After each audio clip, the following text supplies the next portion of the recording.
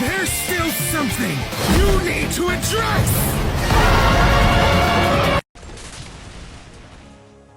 And only the mammoth remained.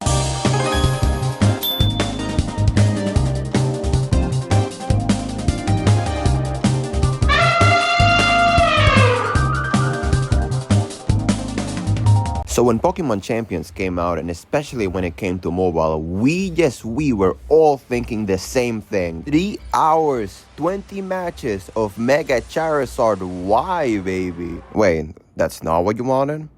Well, ain't that just too bad, mate? Because despite the fact that this game has enough Pokemon to play over 25 matches without a single repeated Pokemon on either team, play 25 matches. And like 10 of those are going to be plagued by this terrorist. Damnation upon sun teams. Damnation upon rain teams. So much of the sheer population of the game is dominated by a handful of Pokemon like they're the Espada. And I'm not going like, oh, I'll win with Simisage. Let's not be ridiculous. There's not a single person that likes the elemental monkeys. But like, come on. It's so much of the strategy and team diversity and just the joy of Pokemon combat is dead because I'm fighting the same 5 songs. And not just the same Pokemon, but the moves and the strategies too. So, I may be guilty of this, but it's still beyond, so I kinda have to. But today, I choose to redeem myself and make the world a better place. Eliminate all sun teams with the least expected and most effective strategy, throwing an elephant at them. There is a plethora of things that make this strategy of throwing a mammoth at Charizard excellent. This is a 4-dimensional chess level play, and just so you know that all of these players are the same, look at their team, Garchomp, Charizard, Incineroar, Venusaur, Whimsicott. That's typical, they all the same. So I know how the match is going to start already. And here's the first thing. If they're a Charizard bot, they're just spamming Heat Wave. They see super effective on Mamoswine, Heat Wave. They're not even going to think about the ability Thick Fat, which halves fire damage, if they even know Mamoswine has it. That's already one layer. But there's another thing. They think, or they know rather, that Mega Charizard Y is faster than Mamoswine. So they think, okay, just Mega Evolve, press Heat Wave, and Mamoswine is dead.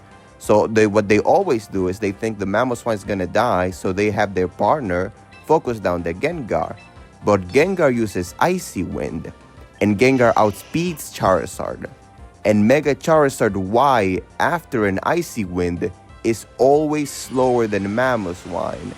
And this combination of attacks will always result in a KO because Charizard hates rocks. So universally, what happens when they start Charizard Venusaur is this. They try to kill the Gengar because they think Charizard got the Mamoswine anyway. They like taunting, they try to like get the Focus Sash maybe. It doesn't matter. I Icy Wind both of them. They don't even realize what's happening yet. They think, oh, it's just a random speed drop, but Venusaur doesn't care because Chlorophyll. Then the Rock Slide, and there goes their team. That's the entire strategy. The one-trick pony has been removed from the one trick. This is a truly satisfying sight, folks. It's just the combination of the Mamoswine just being a goated Pokemon. I love Mamoswine. And the fact that they just don't expect it at all. It's just so out of nowhere. And they fall for it every time. It's truly beautiful. And from this point on, there's really nothing that they can do because their team is centered around Charizard Heat Wave spam. And now that that facet of their team is gone, everything else is just kind of lagging behind. Not to mention that I already have a one Pokemon advantage and a speed advantage because of Icy Wind. Doesn't even matter that he dodges the one Icicle Crash because there's just nothing for you to do after this position. You can get the random poison, but it doesn't matter.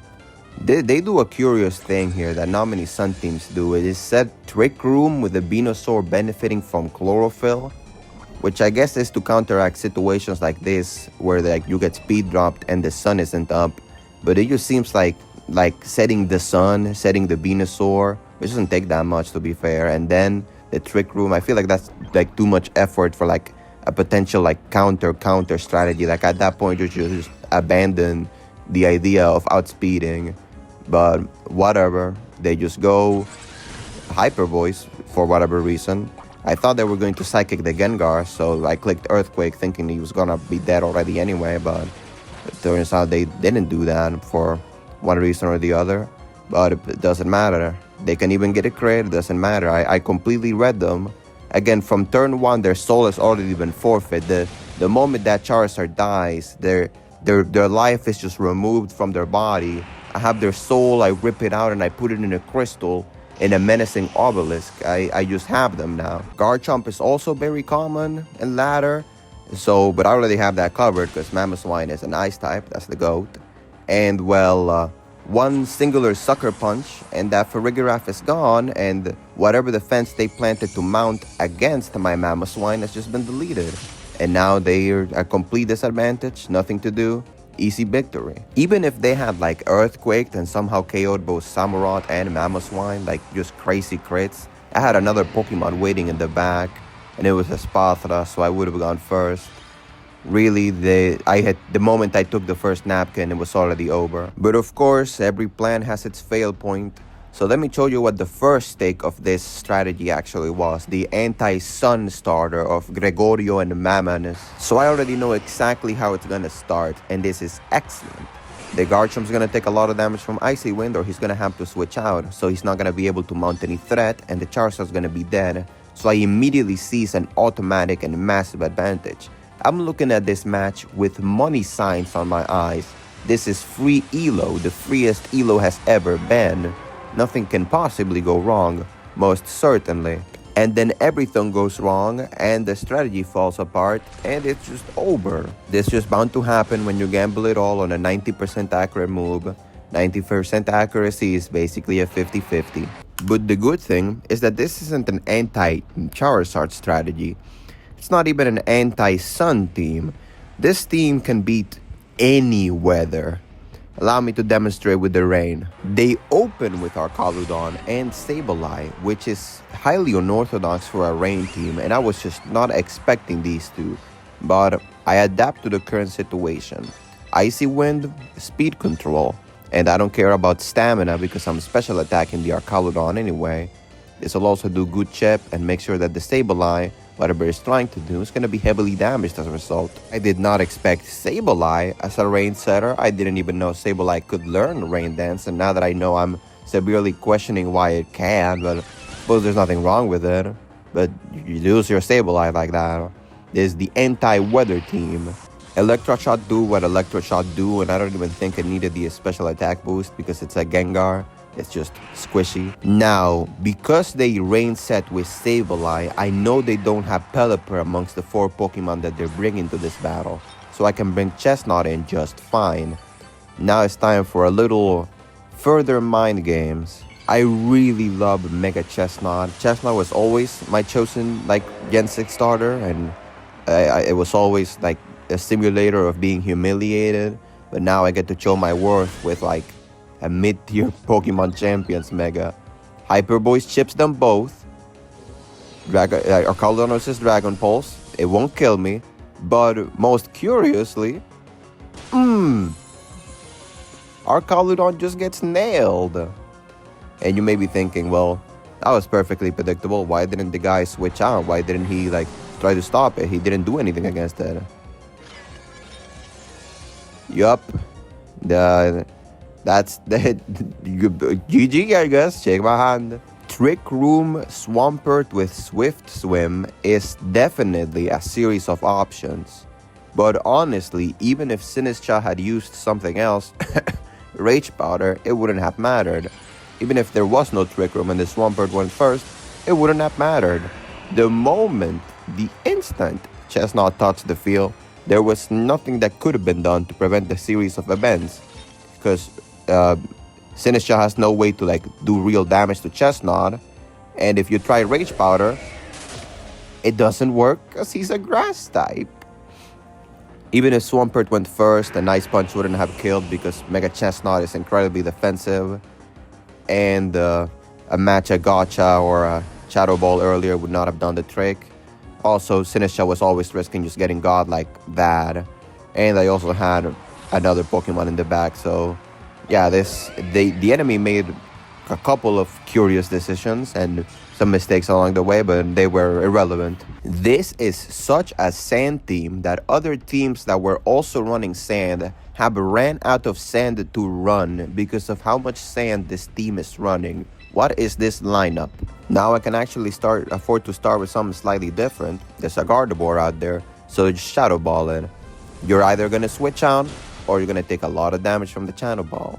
Gardevoir's squishy. I'm surprised that it didn't just die from this. But it don't matter because Mammoth is surprisingly fast and gone. I don't think a Mega Gardevoir could have threaded a one-shot on Mammoth, but either way, there you go. That's the first wave of the Sand team just deleted. Tyranitar Earthquake, but I did it first, so from this position it's just kind of obvious to see what's going to happen. I mean, fighting type, Tyranitar, Ice type, Garchomp. What is he even really supposed to do about it? Neither of them can really threaten. He chooses to protect on the Garchomp, which, okay, but you're just gonna lose Tyranitar for no reason. But again, he's kind of, the back is against the wall already. He's already on the back foot. He has to play it safe. Earthquake is a curious choice, but I think he was just trying to like chip Chestnut as well. It doesn't really do anything though. I don't know if like a Stone Edge would have been reliable there, or if he even has it, or a Rock Slide. But again, you're losing the T-Tar. The Sand team is no longer sanding. I have to at least respect it, running Megas that nobody has ever ran before. I've never run into a Mega Chestnut other than myself, and I have never run into a Mega Steelix that isn't this one. A battle of two of-a-kind teams, two individuals unlike any other. And we can already tell how it's going to end. Here's another funny knowledge check that this team has. Nope, doesn't work. I can't even blame him. I would have also forfeited this scenario. Everyone just loves like, yeah, I'm gonna pair my Mega with Rage Powder so that I don't get targeted, but spread moves don't really care about that. Like, they're hitting both targets anyway, and there's still something you need to address. And only the Mammoth remained. At this point, you may be thinking the video's getting repetitive, and that's exactly the issue. That demonstrates the issue more than anything else, that there's so many matches where there's so many teams that are so similar or basically the same, that like my response, what I have to do to win is the same. There's no strategy, there's no thinking. Once you figure out how to beat like X archetype of team that you're going to be finding like 5 times a day, those 5 matches all play the exact same, and the only differences are like minute Pokemon choices or like random chance, which again, you don't really like strategize around. It's just things that happen. And this team doesn't counter one archetype, it counters like 5. Like this, a rain team, and the Pelipper's there, so like I'm highly threatened. But if I just double up, I know that there's no way that he can KO both the Chestnut and the Mamoswine, and from then on I can completely just win the match. So like it doesn't matter. It's such a slight distinction. Well, it's not a distinction because Pelipper is the standard for raid teams. That Sableye guy was off of something, but like it doesn't matter. I don't need to think about it. I already know the perfect course of action that'll just lead to my victory. Like from the moment the match starts, my team, their team, the interaction's already planned out. Am I just too good? Is the Mammoth too powerful? Is Icy Wind speed control too good? The answer is yes, and that's why they reduce the accuracy, which I hate that. It is lonely at the top of the Mammoth pile. Look, this isn't even a weather team, which is weird. Mega Venusaur no weather is just strange. But it doesn't matter because the combination of Gengar and Mamoswine cover like so many possible scenarios that you just have to take it. You just have to withstand it and just live with it. Like the Earthquakes here, boom, just at a range of a single spread attack. The Sinistcha heals up, the Glimmor's protecting, it doesn't matter. Bring in the Samurott, Ceaseless Edge. And with this, the Glimmora, which is still at 1 HP, is basically dead, because if it switches out, it's gonna have to switch back into the spikes and instantly perish. Maybe Mammoth 1 is the real top 1 demon and people just refuse to recognize that fact. Maybe it's time to start playing with your favorites. I get it, the guy's called Toxic, Toxic Debris, Glamora, Venusaur, Toxapex. It also completely counters like Mega Raichu X, Mega Raichu Y, Electros, all these people running like these like super powerful Thunder move gimmicks. Just like, no. Chestnut also completely destroys any Supreme Overlords in the back. And I guess this is the lesson for today. You can just like not use like generic strategies that are super common and thus easy to adapt for because you see it a million times. And maybe if you're a little more unique, you can climb and have fun and be like a unique, distinct individual, just a part of the herd, be someone in society instead of being a